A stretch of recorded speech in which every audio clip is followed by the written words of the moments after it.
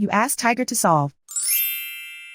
This deals with linear equations with one unknown. The final result is y equals 15/4.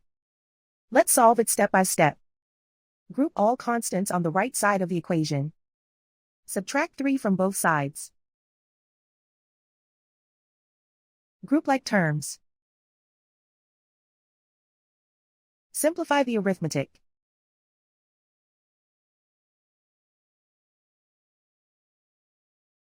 Isolate the y.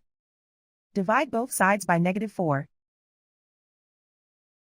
Cancel out the negatives. Simplify the fraction. Cancel out the negatives. And so the final result is y equals 15/4.